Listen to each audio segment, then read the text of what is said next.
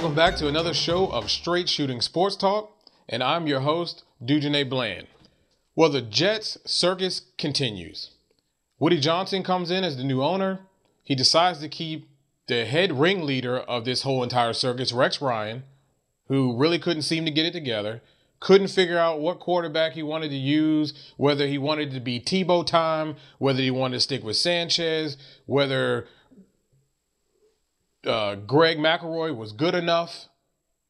So he decides to keep this guy for whatever reason. So now you set the new GM that you're going to hire in Izek up with a lame duck coach, in my opinion.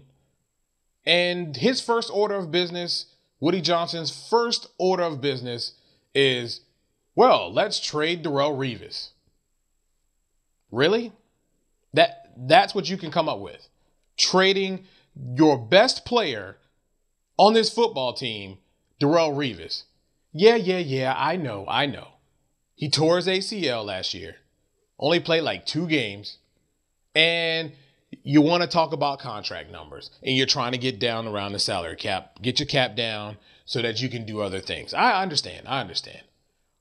But you tell me who on this football team is going to draw fans into the stadium. I'm waiting. Sanchez? yeah, that guy. That offense looked worse, almost worse, if not worse, than the Steve Spurrier era, led by a guy named, I don't know, that's right, because it doesn't even matter. That's how bad that offense was.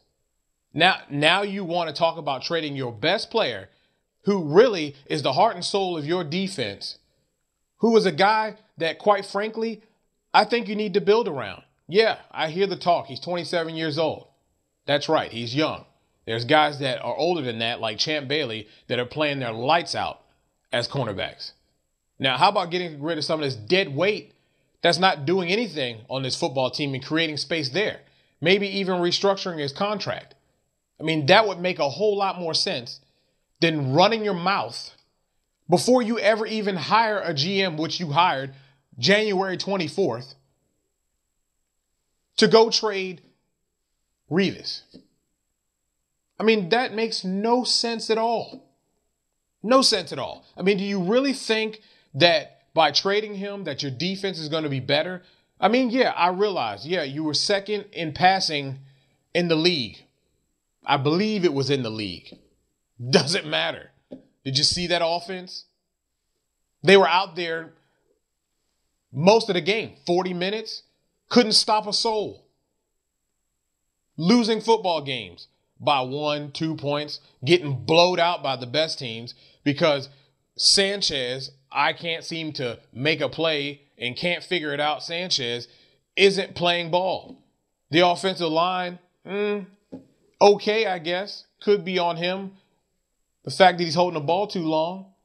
You need a running back. And who are you throwing to? You want to name somebody? Waiting. I'm waiting.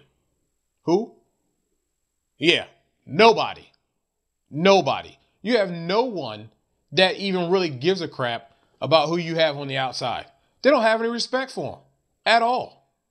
So how about, you listening? You listening, Woody? How about you retract that statement like all the other morons that speak before they think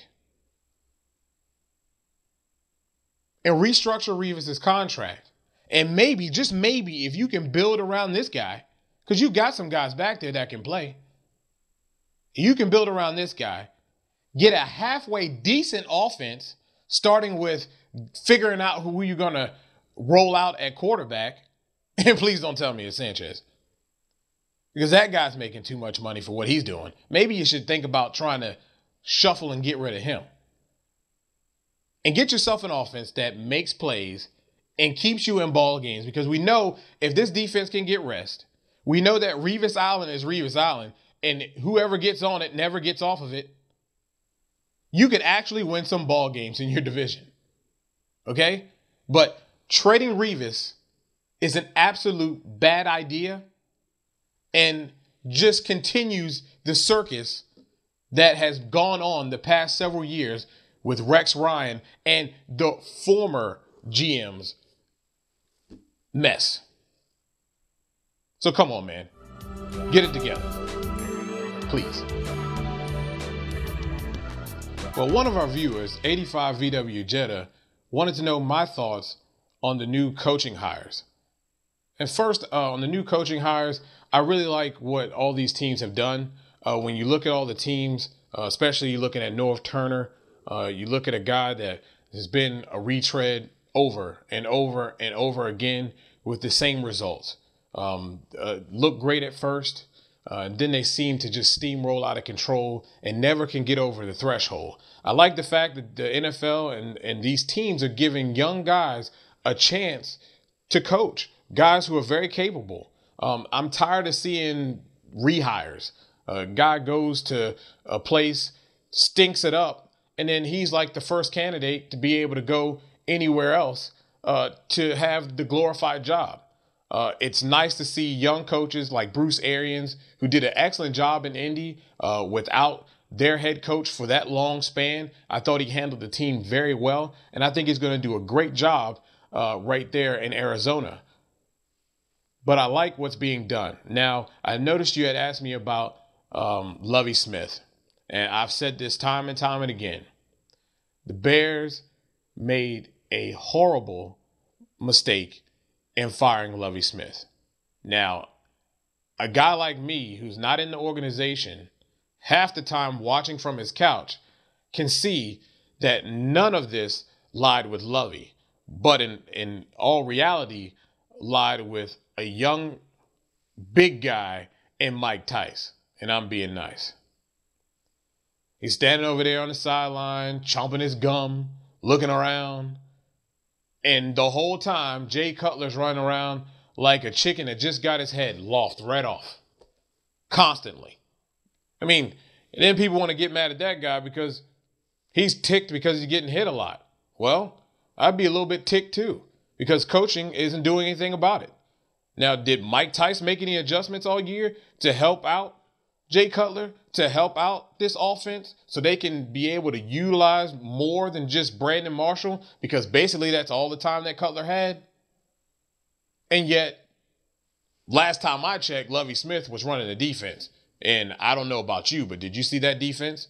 Yeah, they slowed down a little bit towards the end of the season, but they were pretty much lights out, and he had earned the fact that he should have been the coach again next year. Now, I understand. I believe that Mike Tice had like 2 years on his contract, but maybe he needs to do something else if you don't want to fire him.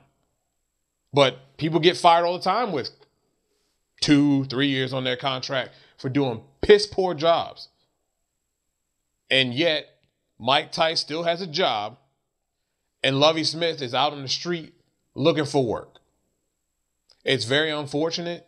But sometimes that's just the way the business goes. And as we can see, the NFL and the NFL teams in the league who needed coaches decided that they didn't want to take a chance on a guy like Lovie Smith with the amount of talent and young coaches, unproven coaches, that they'd rather take a shot on. Because if you look around, a lot of these young coaches that have come into the league have had a very good success rate here as of late. So people are starting to get on that bandwagon and not so much looking at these guys who are not maybe considered retreads. Well, that's all for our show. Again, we thank you for watching. We ask that if you have any questions, please send them to us at straightshootingst@gmail.com. And please don't forget to subscribe. This is a great show. And thanks for tuning in to Straight Shooting Sports Talk.